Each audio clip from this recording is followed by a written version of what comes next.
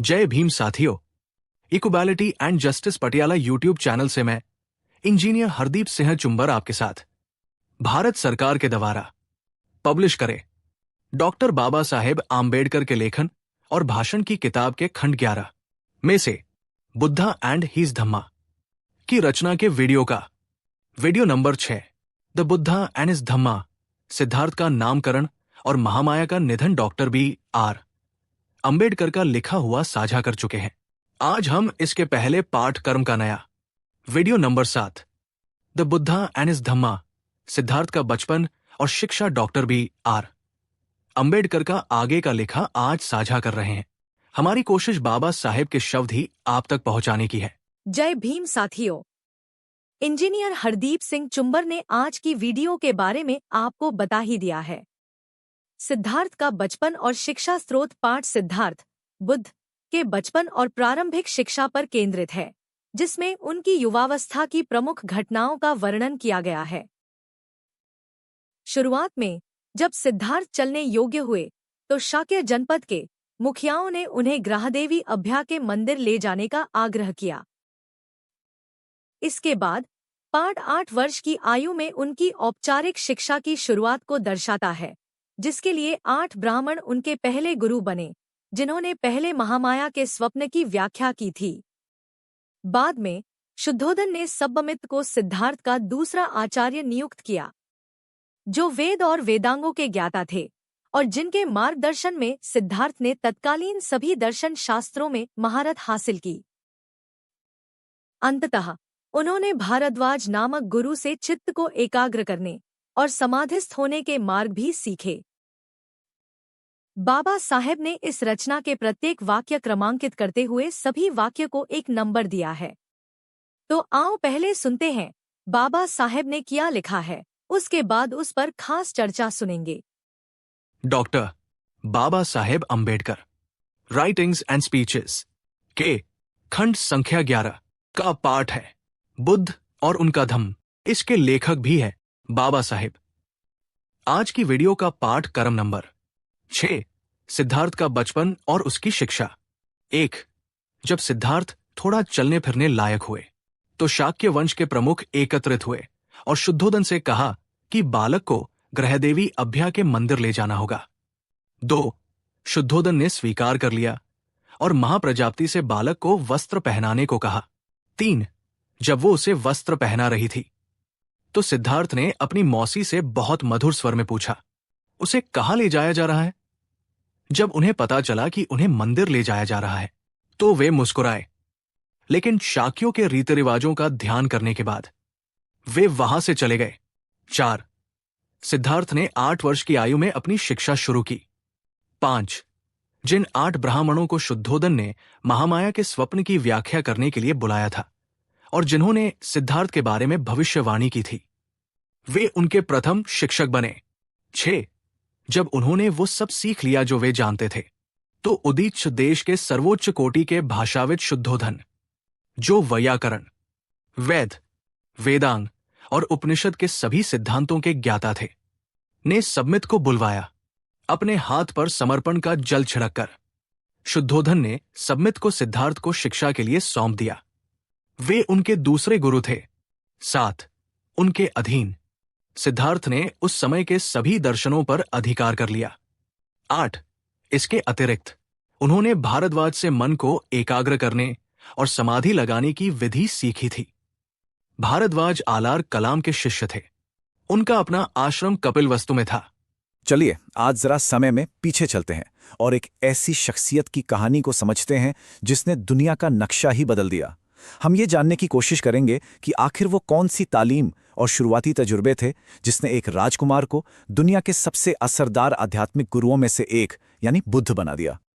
तो सवाल यही उठता है कि भाई एक ऐसे राजकुमार की परवरिश और पढ़ाई लिखाई आखिर कैसी रही होगी जिसकी किस्मत में दुनिया को एक नया रास्ता दिखाना लिखा था। आइए इसी सवाल के जवाब की तलाश करते हैं।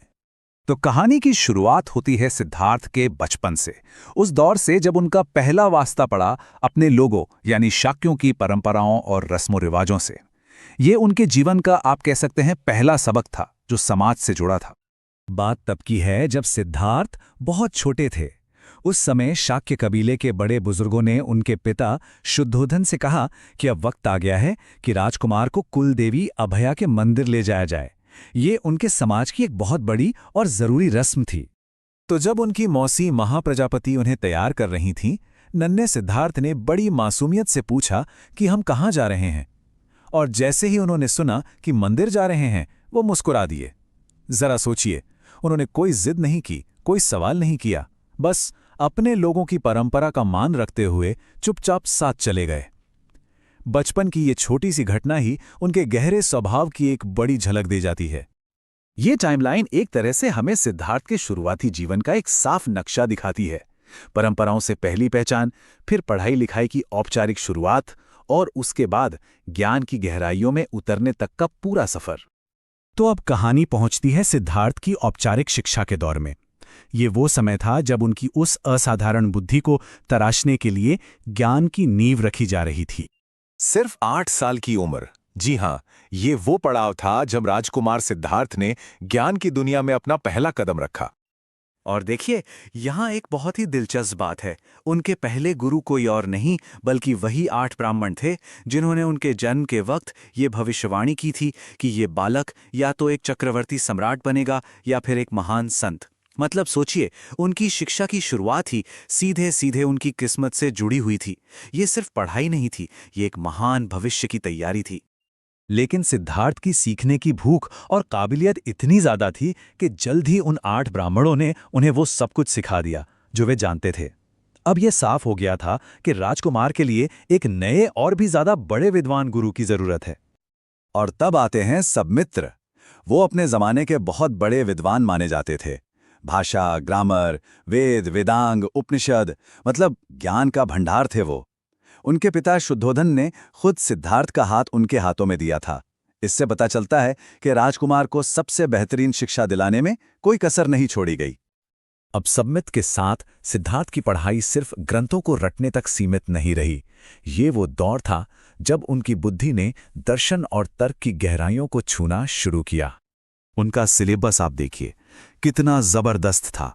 उन्होंने न केवल वेद, वेदांग और उपनिषद जैसे प्राचीन ग्रंथ पढ़े, बल्कि उस दौर में फिलॉसफी के जितने भी बड़े स्कूल थे उन सब में महारत हासिल की। शायद यही वो बौद्धिक ट्रेनिंग थी जिसने उन्हें बाद में हर बनी बनाई मान्यता पर सवाल उठाने और अपना एक अलग रास्ता खोजने की हिम्मत दी। लेकिन कहानी यहां खत्म नहीं होती। बाहरी दुनिया का ज्ञान तो मिल गया, अब बारी थी अंदर के सफर की, यानी मन पर काबू पाने की। ये उनकी शिक्षा का आखिरी और शायद सबसे अहम हिस्सा था। और इस सफर में उनके गाइड बने भारद्वाज, जो खुद महान योगी आलार कलाम के शिष्य थे और कपिलवस्तु में ही उनका आश्रम था। यहाँ सिद्धार्थ ने किताबों की दुनिया से आगे बढ़कर अपने मन को साधने की कला सीखी। उनके प्रशिक्षण का जो लक्ष्य था वो था समाधिस्थ होना। इसका आसान मतलब है मन को पूरी तरह से एक जगह टिका देना, उसे एकाग्र और शांत करने की अवस्था। ये सिर्फ किताबी ज्ञान नहीं था, ये तो चेतना को साधने का एक बहुत ही गहरा अभ्यास था। तो कुल मिलाकर देखें तो उनकी पूरी शिक्षा इन 3 बड़े स्तंभों पर खड़ी थी।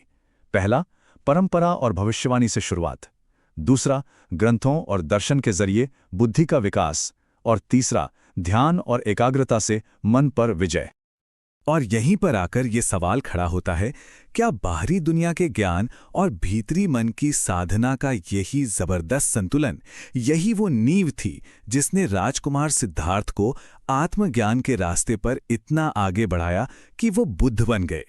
ये एक ऐसा सवाल है जो वाकई हमें सोचने पर मजबूर करता है। आज की हमारी चर्चा एक पहेली से शुरू होती है। जरा सोचिए, एक इंसान को दुनिया की सबसे बेहतरीन, सबसे मुकम्मल तालीम दी जाए, उसे हर शास्त्र, हर दर्शन, हर कला में माहिर बना दिया जाए। मतलब एक ऐसा इंसान बनाने की कोशिश हो जो दुनिया पर राज कर सके। बिल्कुल। और फिर वही इंसान एक दिन वो सब कुछ छोड़कर चला जाए। बिल्कुल। तो सवाल यह है कि ऐसा क्यों हुआ? बिल्कुल, और यही पहेली इस कहानी को इतना दिलचस्प बनाती है। आज हम बात करें सिद्धार्थ के बचपन और उनकी शिक्षा की, उस दौर की जब वे बुद्ध नहीं बल्कि एक राजकुमार थे। अक्सर सिद्धार्थ की कहानी उनके घर छोड़ने से शुरू करते हैं, लेकिन असली कहानी तो इस बात में छुपी है कि उन्हें घर छोड़ने की जरूरत महसूस ही क्यों हुई। हाँ, जबकि उनके पास वो सब कुछ था जिसे पाने में लोग पूरी जिंदगी लगा देते हैं। सही बात है। बिल्कुल, और यही हमारा आज का मिशन है। हमारे पास जो स्रोत है उनकी मदद से हम इस अल्टीमेट एजुकेशन की एक एक परत को खोलेंगे। ये समझने की कोशिश करेंगे कि ये शिक्षा कितनी असाधारण थी, और क्या इसी शिक्षा ने अनजाने में उन्हें उस रास्ते पर धकेल दिया जिससे उनके पिता उन्हें बचाना चाहते थे। चलिए इस सफर की शुरुआत करते हैं उनके बिल्कुल बचपन से। एक प्रसंग है जब ये बहुत छोटे थे। हाँ, ये प्रसंग उनके चरित्र की एक बहुत शुरुआती लेकिन गहरी झलक देता है। हुआ ये कि जब सिद्धार्थ कुछ चलने फिरने लगे तो शाक्य परंपरा के अनुसार उन्हें कुल की ग्राह देवी अभया के मंदिर ले जाने की तैयारी हुई। अच्छा, ये तो एक सामान्य सी धार्मिक रस्म लगती है जो हर बच्चे के लिए होती होगी। बिल्कुल, एक आम बात थी। तो फिर इसमें ऐसा क्या खास है जिस पर हमें गौर करना चाहिए? खास है उस बच्चे का रिएक्शन। जब उनकी मौसी महाप्रजापति उन्हें तैयार कर रही थी तो उन्होंने बहुत साफ और मधुर आवाज में पूछा कि उन्हें कहाँ ले जाया जा रहा है। अच्छा। अब एक छोटा बच्चा जो अभी ठीक से चलना सीख रहा है, उसका इस तरह सवाल पूछना ये उसकी जागरूकता को दिखाता है। मतलब वो बस चुपचाप तैयार नहीं हुए थे, वो उस प्रक्रिया में शामिल थे। बिल्कुल। अच्छा, और जब उन्हें बताया गया कि मंदिर ले जा रहे तब क्या हुआ? उनकी प्रतिक्रिया क्या थी? वे मुस्कुराए। मुस्कुराए? हाँ, और ये कोई आम मुस्कान नहीं थी। स्रोतों में इस मुस्कान पर बहुत जोर दिया गया है। इसे ऐसे समझिए जैसे वो उस पूरी रीति रिवाज के पीछे के मतलब को समझ रहे हों। मतलब उसके सामाजिक महत्व को भी। हाँ, ये गहरी समझ और अवलोकन का संकेत था। लेकिन सबसे दिलचस्प बात इसके बाद हुई। क्या? उन्होंने कोई और सवाल नहीं किया, कोई विरोध नहीं। वो बस शाक्यों की परंपरा का सम्मान करते हुए चुपचाप चले गए। ये तो एक असाधारण संतुलन है ना? चीजों को गहराई से समझना लेकिन फिर भी उस सामाजिक व्यवस्था का हिस्सा बने रहना। उनकी वो मुस्कान एक तरह से तटस्थता की एक ऑब्जर्वर स्माइल थी। वाओ, मतलब एक दर्शक की तरह वो अपने जीवन के घटनाक्रम को देख रहे थे। बिल्कुल, हिस्सा भी ले रहे थे लेकिन उसमें पूरी तरह डूबे हुए नहीं थे। तो ये बीज तो बहुत पहले से मौजूद था। चलिए यहाँ से उनकी औपचारिक शिक्षा की तरफ बढ़ते हैं जो 8 साल की उम्र में शुरू हुई। यहाँ चीजें और भी हैरान करने वाली हैं। हाँ, क्योंकि यहाँ से उनके पिता शुद्धोधन का ग्रैंड प्लान एक्शन में आता है। तो उनकी शिक्षा की शुरुआत कैसे हुई? क्या उन्हें किसी गुरुकुल भेजा गया या महल में ही कोई खास व्यवस्था थी? महल में ही एक बहुत ही खास व्यवस्था थी। और उनके पहले शिक्षक कौन थे ये जानकर आप चौंक जाएंगे। कौन थे? वे कोई बाहर से बुलाए गए विद्वान नहीं थे, बल्कि वही 8 ब्राह्मण थे जिन्होंने उनके जन्म के समय भविष्यवाणी की थी। एक मिनट, क्या कह रहे हैं? जिन लोगों ने ये भविष्यवाणी की थी कि ये बच्चा या तो चक्रवर्ती सम्राट बनेगा या एक महान सन्यासी। हाँ, वही लोग उसे पढ़ा भी रहे थे। ये तो एक तरह का कॉन्फ्लिक्ट ऑफ इंटरेस्ट नहीं है? ये एक शानदार सवाल है। कहीं वो अनजाने में उसे उसी दिशा में तो नहीं धकेल रहे थे जो उन्होंने खुद प्रिडिक्ट की थी? सोचिए उन ब्राह्मणों पर कितना दबाव होगा।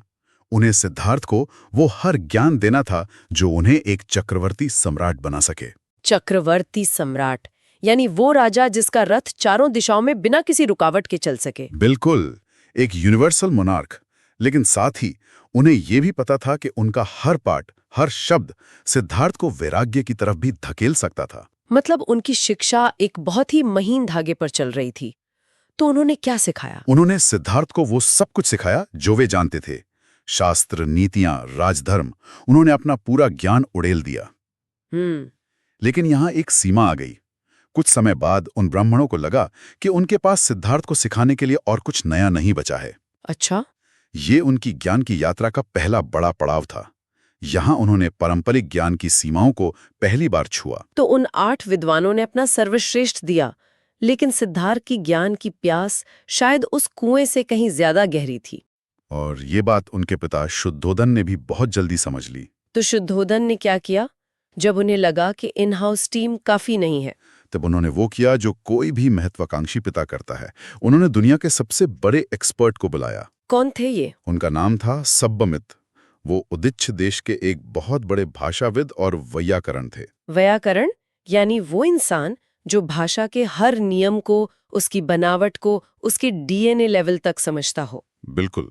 तो ये एक तरह से उस जमाने के सबसे बड़े लिंग्विस्ट और ग्रामेरियन थे। अच्छा। और सब्बमित सिर्फ भाषा के एक्सपर्ट नहीं थे, वे वेद, वेदांग और उपनिषदों के पूर्ण ज्ञाता थे। ये सिर्फ किताबी ज्ञान नहीं था, बल्कि उस ज्ञान की आत्मा को समझने की क्षमता थी। और यहाँ शुद्धोदन का समर्पण देखने लायक है। उन्होंने एक रस्म के तहत समर्पण का जल सिंचन कर सिद्धार्थ को पूरी तरह से सब्बमित के हाथों में सौंप दिया। ये एक सिंबॉलिक जेस्चर था कि अब से इस लड़के की बौद्धिक जिम्मेदारी पूरी तरह आपकी है। बिल्कुल। तो सब्मित के मार्गदर्शन में सिद्धार्थ ने क्या सीखा? क्या उन्होंने सिर्फ वेद और उपनिषद पढ़े? नहीं, इससे कहीं ज्यादा। स्रोत कहते हैं कि सिद्धार्थ ने सब्मित के अधीन उस समय के सभी दर्शन शास्त्रों पर अधिकार कर लिया। अधिकार, ये शब्द बहुत महत्वपूर्ण है। हाँ, इसका मतलब सिर्फ पढ़ना या जानना नहीं है। इसका मतलब है कि उन्होंने हर दर्शन को पूरी तरह आत्मसात कर लिया। उसके तर्क, उसकी बुनियाद, उसकी कमजोरियां, सब कुछ। जब हम कहते हैं सभी दर्शन शास्त्र, तो इसका क्या मतलब है? जैसे कि सांख्य, योग, न्याय। हाँ, वैशेषिक, वही सब। लेकिन इसे सिर्फ नामों की लिस्ट की तरह मत देखिए। इसे ऐसे समझिए कि उस दौर में सच्चाई क्या है या जीवन का उद्देश्य क्या है। इन सवालों पर जो भी बड़ी इंटेलेक्चुअल डिबेट्स चल रही थी, सिद्धार्थ ने उन सभी को मास्टर कर लिया। उन्होंने हर विचारधारा के चश्मे से दुनिया को देखकर परखा। सांख्य ने दुनिया को कैसे समझाया, न्याय दर्शन का तर्क क्या था, योग मन को कैसे देखता था। उन्होंने हर ऑपरेटिंग सिस्टम को चलाकर देख लिया। ये तो कमाल है। मतलब बाद में जब बुद्ध ने अपना दर्शन दिया, तो वो किसी शून्य में से नहीं आया। नहीं, उन्होंने पहले से मौजूद हर विचार को, हर फिलॉसफी को एक तरह से मास्टर किया, उसकी सीमाओं को समझा और फिर अपनी बात उस जगह से शुरू की जहां बाकी सब दर्शन खत्म हो जाते थे। आपने बिल्कुल सही पकड़ा। वो हवा में कोई नई बात नहीं कह रहे थे। वो उस समय के संपूर्ण ज्ञान को जानने के बाद, उसकी सीमाओं को समझने के बाद एक नया मार्ग प्रस्तावित कर रहे थे। और सब्मित ने उन्हें वो बौद्धिक क्षमता दी जिससे वो मौजूदा दर्शनों का पोस्टमार्टम कर सकें। बिल्कुल। तो यहाँ तक सिद्धार्थ ने बौद्धिक और तार्किक रूप से दुनिया को समझ लिया था। वो उस समय के सबसे बड़े ज्ञानी बन चुके थे। हाँ। लेकिन उनके पिता जानते थे कि एक राजा के लिए सिर्फ दिमाग चलाना काफी नहीं, दिमाग को शांत रखना भी जरूरी है। सही बात है। और यहीं उनकी शिक्षा का दूसरा और शायद सबसे अनोखा पहलू सामने आता है। और शायद सबसे महत्वपूर्ण भी, क्योंकि इसी पहलू ने आगे चलकर सब कुछ बदल दिया। अकादमिक ज्ञान के अलावा उन्होंने एक और महत्वपूर्ण विद्या सीखी। उन्होंने भारद्वाज नाम के एक ऋषि से चित्त को एकाग्र और समाधिस्थ करने की कला सीखी। समाधिस्थ करना मतलब मन को उस अवस्था में ले जाना जहां बाहरी दुनिया की हलचल पूरी तरह शांत हो जाए और इंसान अपने भीतर की गहराइयों में उतर सके। सीधे सीधे कहें तो ध्यान और मेडिटेशन की एडवांस ट्रेनिंग। ये उनकी शिक्षा का सबसे असाधारण पहलू था। सोचिए, एक राजकुमार को युद्ध कला सिखाई जाती है, राजनीति, अर्थशास्त्र सिखाया जाता है। हाँ, लेकिन मन को नियंत्रित करने की, चेतना की गहराइयों में उतरने की तकनीक सिखाना, ये किसी राजा के पाठ्यक्रम का हिस्सा नहीं होता। ये तो योगियों और सन्यासियों का मार्ग है। बिल्कुल। शुद्धोधन यहाँ एक बहुत बड़ा दांव खेल रहे थे। और ये भारद्वाज कोई आम ऋषि नहीं थे, है ना? स्रोतों में उनका एक खास कनेक्शन बताया गया है। हाँ, और ये कनेक्शन पूरी कहानी की दिशा बदल देता है। भारद्वाज आलार कलाम नाम के एक महान योगी के शिष्य थे, जिनका आश्रम कपिलवस्तु के पास ही था। आलार कलाम? हाँ, अब ये नाम याद रखिए, आलार कलाम। ये वही गुरु हैं जिनके पास सिद्धार्थ ज्ञान की खोज में घर छोड़ने के बाद जाते हैं। एक मिनट, ये तो बहुत बड़ी बात है ना? इसका मतलब तो ये हुआ कि जिस ध्यान और समाधि की खोज में वो बाहर निकले, उसकी ट्रेनिंग तो उन्हें बचपन में महल के अंदर ही मिल चुकी थी। निश्चित रूप से। ये इस धारणा को पूरी तरह तोड़ देता है कि सिद्धार्थ ने महल से निकलकर कुछ बिल्कुल नया सीखा। नहीं, उनके पास वो टूल किट, वो तकनीक पहले से थी जिससे मन की गहराइयों में उतरा जा सकता है। तो महल छोड़ने का उनका निर्णय कोई भावुक या अचानक लिया गया फैसला नहीं था? बिल्कुल नहीं। ये एक ऐसी क्षमता पर आधारित था जिसे वे बचपन से विकसित कर रहे थे। वो जानते थे कि उनके पास एक ऐसा साधन है जिससे वो दुनिया के दुखों का हल खोज सकते हैं। इसने तो पूरी कहानी को एक नया एंगल दे दिया है। उनका घर छोड़ना कोई अनजान रास्ते पर कूदना नहीं था। नहीं, वो एक जाने पहचाने रास्ते पर और गहराई से चलने के लिए निकले थे। बिल्कुल। और यहीं पे हम वापस उसी पहेली पे पहुंचते हैं। शुद्धोधन अपने बेटे को इस तरह की दोधारी तलवार वाली शिक्षा क्यों दे रहे थे? क्या ये सब उन्हें एक बेहतर, शांत और स्थिर दिमाग वाला राजा बनाने के लिए था? कि मेरा बेटा एक ऐसा राजा बने जो गुस्से में या भावनाओं में बहकर फैसले ना ले, या फिर अनजाने में वो खुद ही सिद्धार्थ को उस वैराग्य के मार्ग के लिए तैयार कर रहे थे जिससे वो उन्हें सबसे ज्यादा बचाना चाहते थे। ये एक जबरदस्त विरोधाभास है। चलिए अब इस पूरी तस्वीर को एक साथ जोड़कर देखते हैं। जो स्रोत हमारे सामने है वे एक ऐसी शिक्षा की तस्वीर पेश करते हैं जो किसी आधुनिक होलिस्टिक डेवलपमेंट प्रोग्राम की तरह लगती है। लेकिन हजारों साल पहले ये एक चेकलिस्ट जैसी शिक्षा नहीं थी कि ये पढ़ लिया वो सीख लिया। यह एक समग्र विकास का कार्यक्रम था। हाँ, जो इंसान के हर आयाम को छूता था। इसे देखिए, सबमित्र से उन्हें भाषा और व्याकरण पर महारत मिली, यानी कम्युनिकेशन का पीक। सही। फिर सभी दर्शन शास्त्रों पर अधिकार, यानी क्रिटिकल थिंकिंग और इंटेलेक्चुअल एनालिसिस की पराकाष्ठा। और फिर भारद्वाज से चित्त को एकाग्र करने की कला, यानी इमोशनल रेगुलेशन और इनर मास्टरी का ज्ञान। ये तो किसी भी इंसान के विकास का संपूर्ण पैकेज है। और ये स्पष्ट है कि उन्हें केवल एक शासक बनने के लिए नहीं बल्कि एक असाधारण व्यक्ति बनने के लिए तैयार किया जा रहा था। हाँ, उन्हें ज्ञान की हर उस शाखा से परिचित कराया गया जो उस समय उपलब्ध थी, चाहे वो बाहरी दुनिया का ज्ञान हो या मन के भीतर की दुनिया का। उन्हें दोनों दुनियाओं की चाबियां सौंप दी गई थीं। आज की इस चर्चा को समाप्त करने से पहले श्रोताओं के लिए एक विचार छोड़ जाते हैं। जरूर। हम अपनी चर्चा की शुरुआत में एक पहेली पर थे। अब जब हमने सिद्धार्थ की शिक्षा की इन परतों को खोला है तो वो पहेली और भी गहरी हो गई है। ये सोचने वाली बात है कि जिस व्यक्ति को दुनिया का सर्वश्रेष्ठ सांसारिक और आध्यात्मिक ज्ञान बचपन में ही दे दिया गया हो, एक ऐसी शिक्षा जो उसे एक आदर्श राजा और एक आदर्श इंसान बना सकती थी, उस व्यक्ति का उन सब चीजों का त्याग देना, क्या ये उस शिक्षा की विफलता थी या उसकी तार्किक परिणति, उसकी लॉजिकल कंक्लूजन? आपने चुंबर साहब का बनाया वीडियो पूरा सुना। साथियों, धन्यवाद। उम्मीद है इससे आपकी जानकारी बढ़ी होगी। आप equality and justice Patiala YouTube channel के साथ जुड़े रहें। अगर आपको पसंद आए तो कृपया इसे लाइक, शेयर और कमेंट करें। हम रोजाना नॉलेज ऑफ कॉन्स्टिट्यूशन और बुद्धा एंड हिज धम्मा और बाबा साहेब के भाषण रोजाना साझा करते हैं। कृपया इस वीडियो को उनके साथ साझा जरूर करें। आपके पास वीडियो पहुंचती रहे तो आप चैनल को सब्सक्राइब जरूर करें। अब हमें अनुमति दें। जय भीम, जय भारत, जय संविधान। Please take care your own self.